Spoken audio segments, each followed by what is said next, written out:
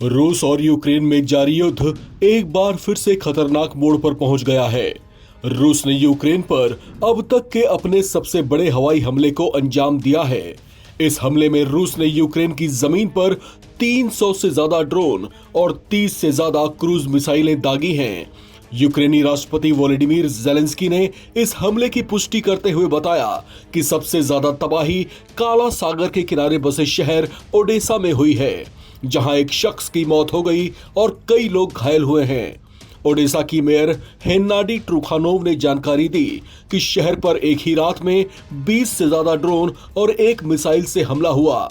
इस हमले से एक ऊंची रिहायशी इमारत में आग लग गई। राहत और बचाव दल ने तत्काल कार्रवाई करते हुए 5 लोगों को सुरक्षित बाहर निकाल लिया, लेकिन इसमें एक शख्स की जान नहीं बच पाई। इन घायलों में एक बच्चा भी शामिल है। हमले की चपेट में उत्तर पूर्वी यूक्रेन का सुमी क्षेत्र भी आया, जहां महत्वपूर्ण बुनियादी ढांचे को नुकसान पहुंचा है। यूक्रेन की रक्षा व्यवस्था और नागरिक सुविधाओं को निशाना बना रहा है, जिससे आम लोगों की जिंदगी खतरे में पड़ रही है। वहीं दूसरी ओर रूस ने भी यूक्रेन पर पलटवार के आरोप लगाए हैं। रूसी रक्षा मंत्रालय ने दावा किया कि यूक्रेन की ओर से रूसी सीमाओं पर लगातार ड्रोन से हमले किए जा रहे हैं। शनिवार रात रूस ने 71 यूक्रेनी ड्रोन मार गिराए।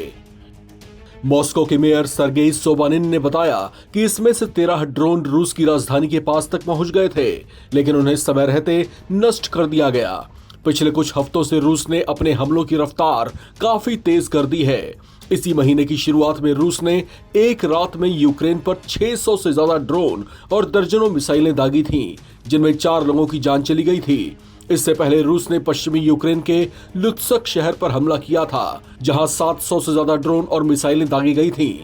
ये रूस का अब तक का सबसे बड़ा अटैक माना गया था। इन ताबड़तोड़ हमलों के चलते रूस और यूक्रेन के बीच किसी भी तरह के युद्ध विराम की संभावनाएं बेहद कमजोर दिखाई दे रही हैं। दोनों देशों के बीच जारी टकराव को 3 साल से ज्यादा का वक्त हो चुका है, लेकिन अब तक कोई समाधान नहीं निकल पाया। विशेषज्ञों का मानना है कि आने वाले समय में युद्ध और ज्यादा हिंसक रूप ले सकता है, जिससे पूरे यूरोप की सुरक्षा व्यवस्था पर खतरा मंडरा सकता है।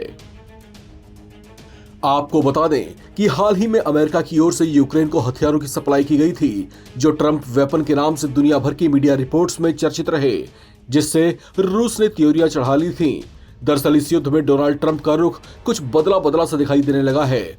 जो ट्रंप अब तक इस युद्ध में मध्यस्थता की कोशिशों में लगे हुए थे, उन्होंने कुछ दिन पहले सबको ये कहते हुए चौंका दिया था कि अब अमेरिका कीव को हथियार भेजेगा ताकि वो अपनी डिफेंस क्षमता को मजबूत कर सके, जिसके बाद उनकी मंशा पर सवाल उठाए जाने लगे थे और यह भी कहा जाने लगा था कि वे पिछले 3 साल से जारी रूस यूक्रेन युद्ध का अंत होने ही नहीं देना चाहते।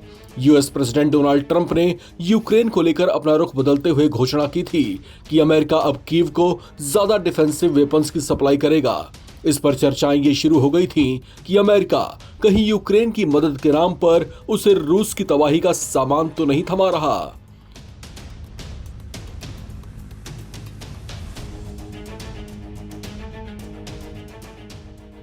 इस खबर में फिलहाल इतना ही।